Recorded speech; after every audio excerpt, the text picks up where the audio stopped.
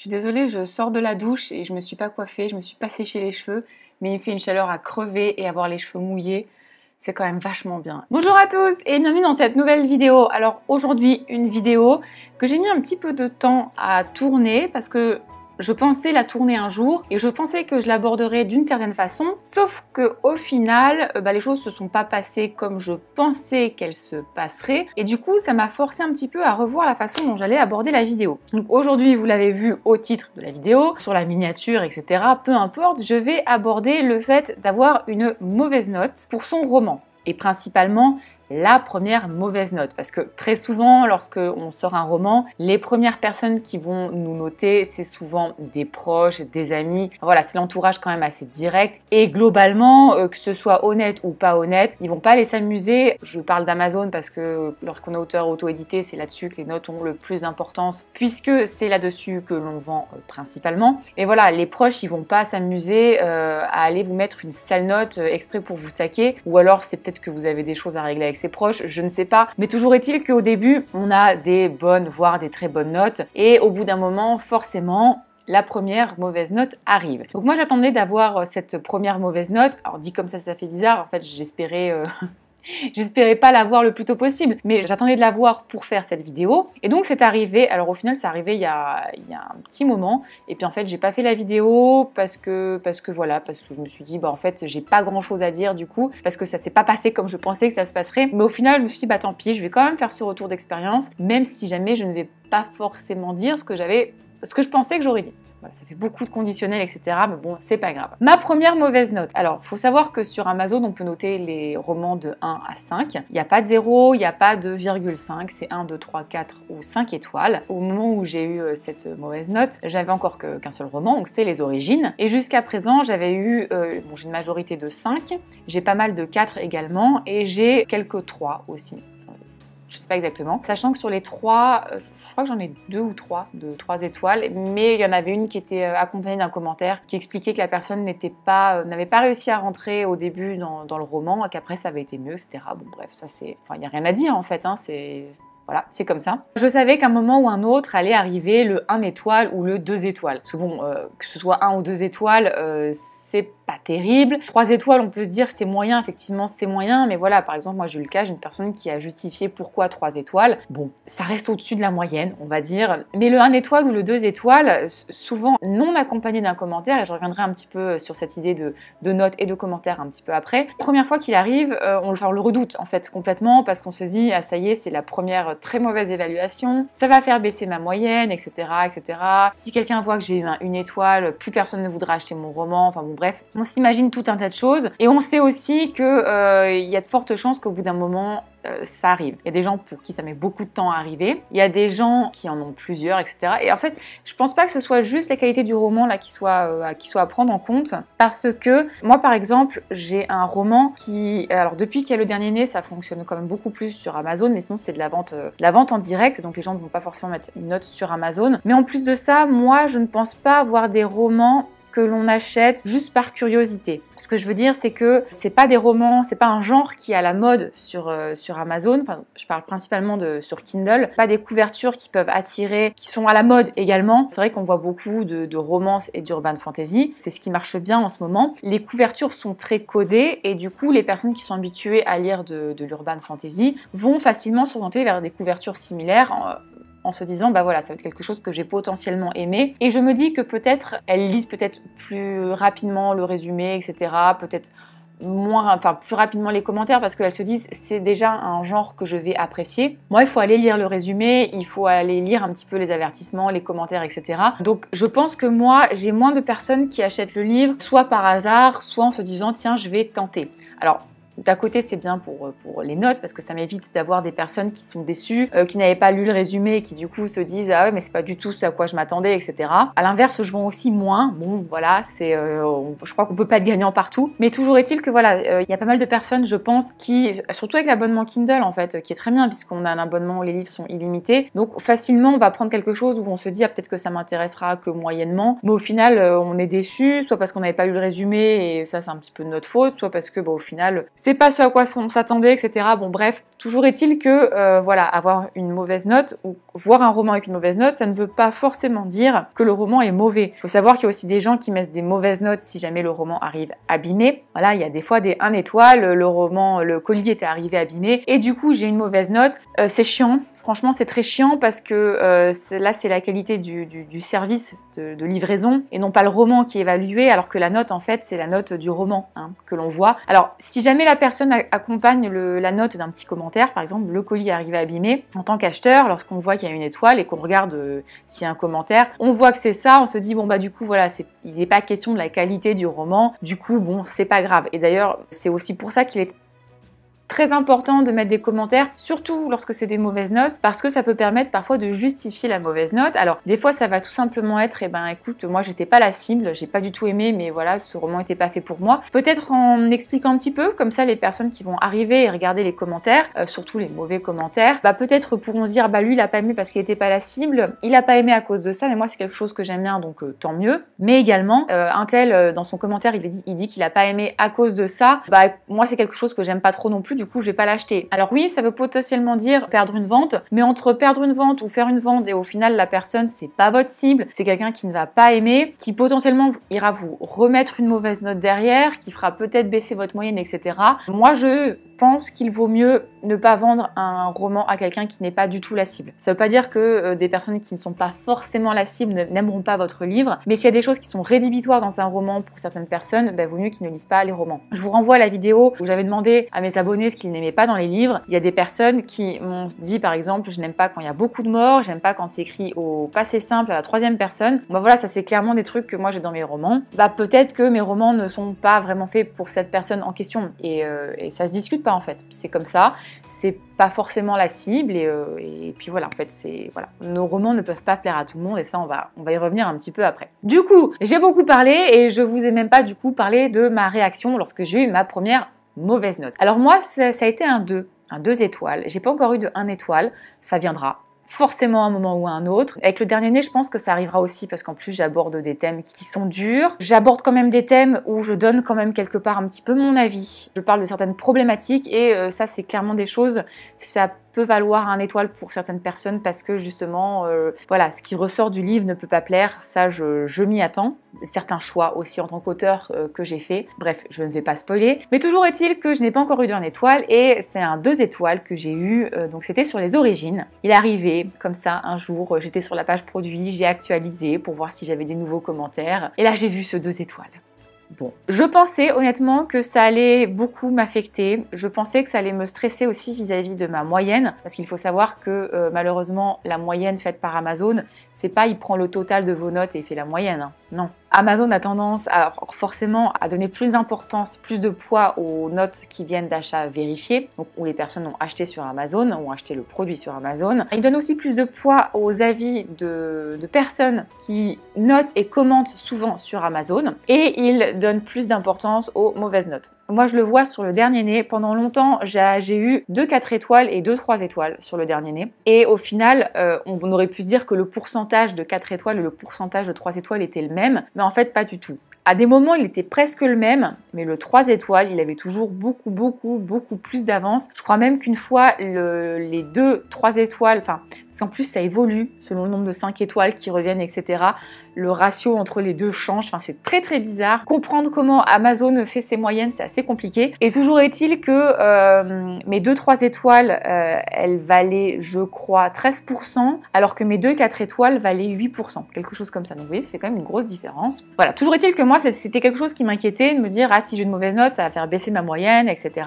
Mine de rien, une mauvaise moyenne, c'est potentiellement des gens qui s'arrêteront pas sur le livre, qui seront peut-être un peu réticents à l'acheter, etc.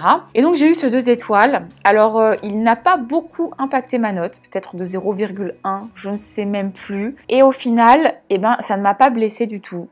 En fait, c'est limite si ça m'a rien fait. Sur le coup, ça m'a... Enfin voilà, je pense que j'ai quand même eu 4-5 secondes où je me suis dit « Ah, ça fait chier ». Et puis en fait, voilà. Alors c'est assez bizarre parce que je pensais vraiment que ça allait m'affecter et que du coup, voilà, j'allais pouvoir vous parler de comment ça m'avait affecté, comment je m'étais relevée, etc. Mais au final, c'est pas le cas. Je pensais que ça m'affecterait parce que j'ai tendance, lorsqu'on critique quelque chose que je fais, à avoir l'impression qu'on me critique moi. Et ça, c'est un problème que beaucoup de personnes ont. C'est très difficile parfois de séparer notre personne, notre personnalité, ce qu'on est, de ce qu'on a créé. Moi, je sais que, alors c'est surtout mes proches, en fait, si jamais quelque chose que je fais, je ne leur plais pas à 100%, limite, ça va être, ah mince, est-ce qu'ils vont moins m'aimer, etc., etc. Et du coup, je pensais que ça allait être le cas un petit peu avec ce roman. Et au final, en fait, non. Surtout quand ça vient de personnes que je ne connais pas. La personne qui m'a mis un 2 étoiles, en fait, elle ne me connaît pas. Donc, en fait, ce n'est pas moi qu'elle juge. Alors, ça peut arriver, hein. Moi c'est un peu ma crainte parfois, surtout que je prends position sur certaines choses sur YouTube, sur Amazon, ou même ailleurs. C'est un peu ma crainte qu'un jour quelqu'un, pour se venger, ou pour me faire chier, ou je ne sais pas quoi, me mettre un 1 étoile. Et là, clairement, ça sera une attaque contre moi et pas mon roman. Mais en fait, c'est tellement bas et tellement petit de faire ça, en fait, que... Enfin, voilà, en fait, je pense que ça m'atteindra pas, en fait, c'est pas possible en fait de se dire je vais accorder de l'importance à quelqu'un qui fait un truc pareil. Bon bref. Mais toujours est-il en fait que ce 2 étoiles, c'est quelqu'un qui n'a pas aimé mon livre, c'est pas quelqu'un qui ne m'a pas aimé moi. Voilà. Clairement, à moins que ce soit un proche qui essaie de me faire passer un message, mais j'y crois pas trop, je pense voilà, la personne n'a pas aimé mon roman. Ça s'arrête là. Ça n'a aucun rapport avec moi. La personne n'a pas aimé mon livre. Et c'est tout. Et je pense en fait que d'être capable déjà de séparer la critique de son œuvre en fait, enfin de ce que l'on crée, et la critique de sa personne, je pense que c'est vraiment la première étape pour ne pas se laisser trop atteindre par une mauvaise note, par un mauvais avis, par une mauvaise chronique. Voilà, ça je pense que c'est vraiment la première chose à faire. C'est hyper compliqué. Franchement, je le sais, je parle en connaissance de cause. C'est vraiment très compliqué, mais je pense que c'est absolument nécessaire si jamais on veut être capable au bout d'un moment de prendre un petit peu du recul avec les mauvais avis. Alors, je dis ça, moi je n'ai pas été blessée alors que je pensais l'être. Et d'un autre côté, je pense que si jamais on est blessé par une mauvaise chronique, si jamais ça nous fout un petit coup au moral ou quoi que ce soit, il n'y a pas de honte. Et je pense en fait qu'il faut accepter cette étape. Je pense qu'au fur et à mesure où on avance, c'est de plus en plus facile d'avoir des mauvaises critiques. Et il y a mauvaise critique et mauvaise critique entre je n'ai pas aimé parce que je ne suis pas la cible et c'est vraiment de la merde, l'auteur ne sait pas écrire, c'est pas pareil. On est bien d'accord. Mais je pense que plus on avance, plus on sort de livres, plus on a aussi de bonnes critiques et plus du coup les mauvaises critiques, on arrive un petit peu à les mettre de côté. N'ayant pas, je pense, suffisamment d'expérience en la matière, forcément des auteurs qui ont des centaines d'avis, je pense qu'ils pourraient plus vous parler de ça. Et je pense que forcément pour eux, c'est plus facile d'avoir un mauvais avis parce qu'il va être mais tellement noyé dans la masse que c'est plus facile. Mais c'est vrai que lorsqu'on débute, qu'on n'a pas des centaines d'avis, les premiers avis négatifs, ils peuvent vraiment nous blesser, ils peuvent nous faire douter, ils peuvent nous faire remettre en cause beaucoup de choses, etc. Et je pense qu'il faut accepter en fait cette étape. Je pense pas qu'il faille absolument lutter et se dire non, je dois absolument me relever tout de suite. Non, il faut accepter que des choses puissent nous blesser. Il faut accepter qu'on ait tous une sensibilité qui ne soit pas la même. Il faut se relever d'une mauvaise note. Il faut surtout pas se dire j'arrête d'écrire ou quoi que ce soit. Ça doit pas être la finalité. Absolument pas. Ça par contre, voilà. Je vous l'interdis. Une mauvaise note ne doit pas vous empêcher de continuer à avancer. Ne doit pas vous faire douter de vous pendant des jours et des jours. Ça c'est non. Par contre, si à l'instant T ça vous blesse, n'ayez pas honte. Ça blesse beaucoup de monde. Peut-être que moi, la première fois où j'aurai une critique qui sera vraiment très acerbe, qui sera vraiment très mauvaise, peut-être que ça me blessera un peu plus, je ne sais pas, mais je pense qu'il faut accepter d'être blessé, mais qu'il faut se relever après. Voilà, ça c'est très important. Comme n'importe quelle chose, comme n'importe quel coup dur, il faut accepter qu'un coup dur soit compliqué. Il faut prendre le temps. Il y a différentes étapes. Tout le monde ne vit pas les choses de la même façon. Voilà, moi vous le voyez, je pensais que ça allait beaucoup me blesser. Au final, non. Mais si jamais ça vous blesse, acceptez-le et après, relevez-vous. Alors, se relever, c'est la partie qui est un petit peu la plus compliquée. Alors, se relever, c'est un bien grand terme, mais bon, vous avez compris l'idée. Et donc, comment se relever? Alors là, j'ai plein de petites astuces, de petites techniques qui en fait s'appliquent pas forcément que pour les romans, mais même de manière générale. Ça, j'en ai déjà parlé pas mal avec les autres, avec pas mal d'auteurs et c'est vrai qu'on a tous un petit peu les mêmes astuces. Donc la première chose à faire, c'est de penser à tous les avis positifs que vous avez eus. Que ce soit des avis que vous ayez eus sur Amazon, sur tous les sites de chroniques, etc. Des commentaires qu'on ait pu vous faire en direct, voilà. Essayez de garder en tête vraiment tous les avis positifs. Si vous voulez tous vous les copier dans un fichier Word et que lorsque vous avez une mauvaise critique ou lorsque ça va mal, vous vous faites juste défiler tous les avis, vous lisez tous les avis positifs, faites-le. Si jamais ça peut vous faire du bien, faites-le. N'hésitez pas à les relire, même si vous le faites tous les jours, peu importe, les avis positifs que vous avez eus sur votre roman. Il n'y a pas de secret, hein, des avis positifs, ça nous booste, mais tellement. Forcément, on écrit de base pour soi, on écrit parce qu'on aime ça, etc. On a envie que notre livre il plaise. Et forcément, lorsque on a quelqu'un qui aime notre roman, on a envie d'avancer. Moi, je sais que l'autre fois, j'écrivais, donc mon 4e roman, et j'ai eu un avis sur le second, quelqu'un qui avait lu le premier et le second roman, et qui, dans son avis sur Amazon, disait vivement le prochain. Mais ça m'a boosté, mais de ouf en fait. Hein. Je me suis lancée dans l'écriture, enfin, c'est hyper boostant. Donc n'hésitez pas à aller relire tous les avis positifs que vous avez déjà eus. Ça, c'est cadeau.